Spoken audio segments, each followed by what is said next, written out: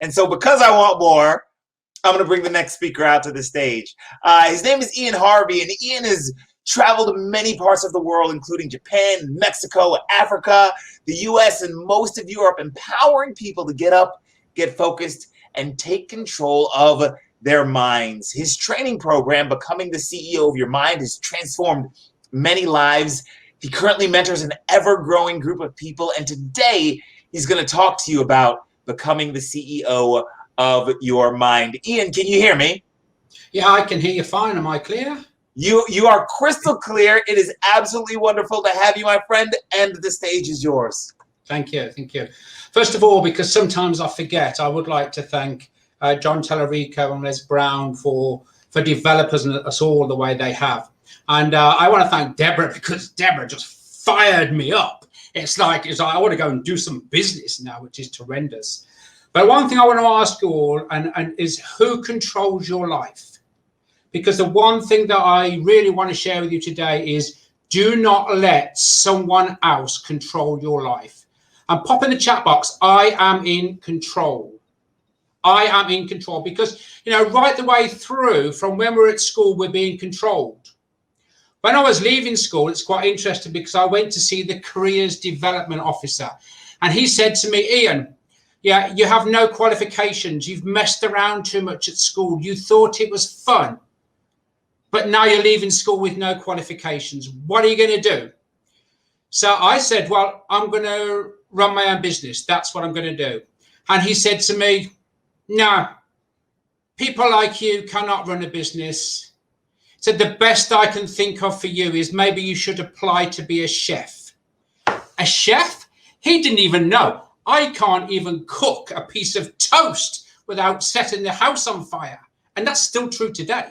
Yeah, I'm banned from our kitchen. So this guy is telling me, oh, that's all you can do is be a chef. No, chefs are powerful, but when you can't cook, there's not much point being a chef. However, what I did do over the last 40 odd years is built a phenomenal business, helping people, coaching, developing them, and built so many lives that have been transformed.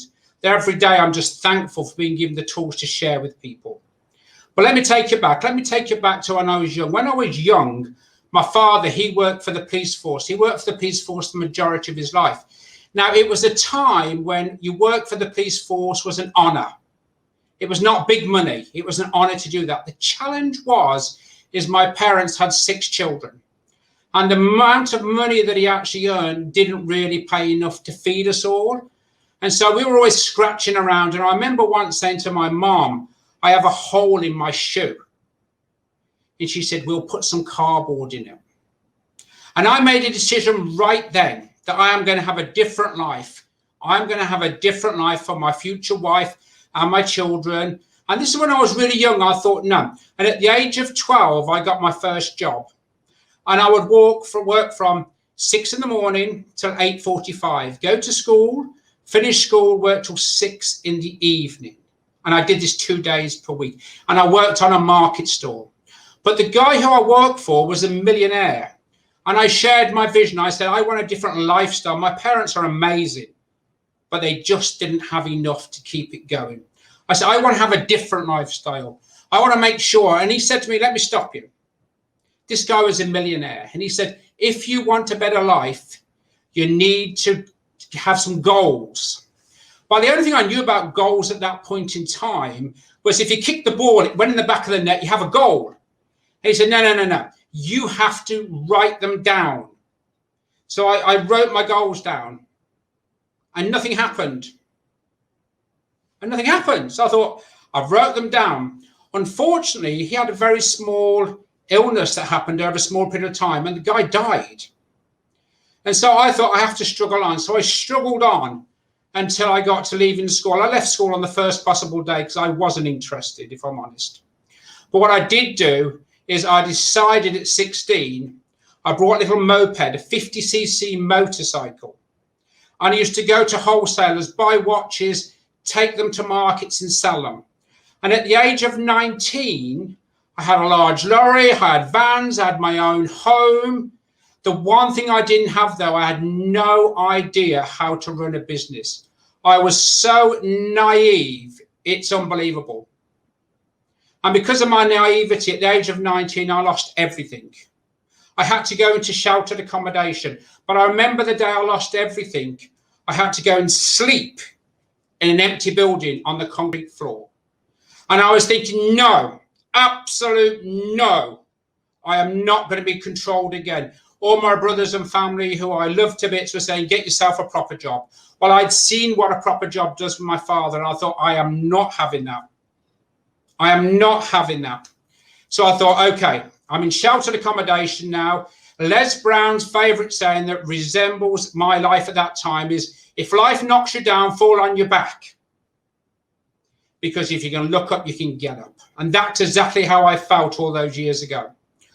Well, I thought, how can I possibly start a business? I looked in the paper and there was an advertisement there, and the advertisement actually said, start your own business, limited outlay. So I thought, this is it. So I made the phone call, and this guy come to my house. I always remember him. His name was Eric, and he was built like a brick, 6'5", and I'm 5'10". And he had a very deep voice, and his name was Eric. And he said, pleased to meet you, my name's Eric. He scared me. He had such a deep voice, and he was so big. I thought, whoa. Anyway, he went on to tell me, he said, yeah, the business I'm going to talk to you about is network marketing. Now, I'd never heard of network marketing, no idea what it was. And he said, and you have to pay £75 to join us. Well, I didn't have one penny, not 1 cent in the bank. So I probably wrote him the hottest check he'd ever been given. And that was brave, considering he was such a tall guy. Anyway, in my first week, I earned £80. So even though the check had more rubber than your car tails on, it didn't bounce.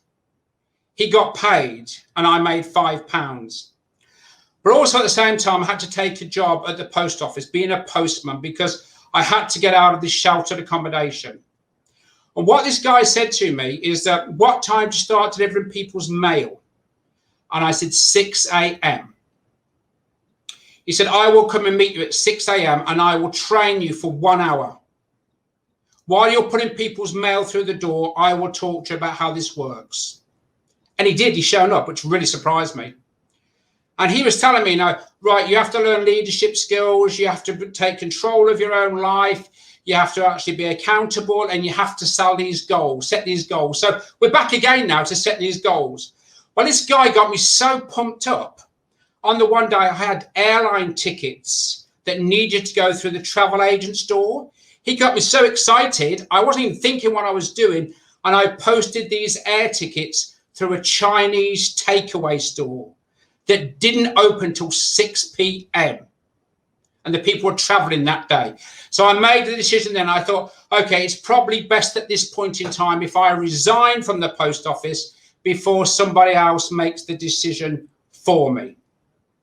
And I thought I'd better go into one of these meetings, because he told me about these meetings. And remember, this guy is a big, powerful guy.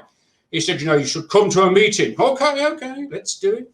Anyway, I went to one of these meetings and I was greeted by a beautiful woman who said to me, oh, hello, what's your aspirations?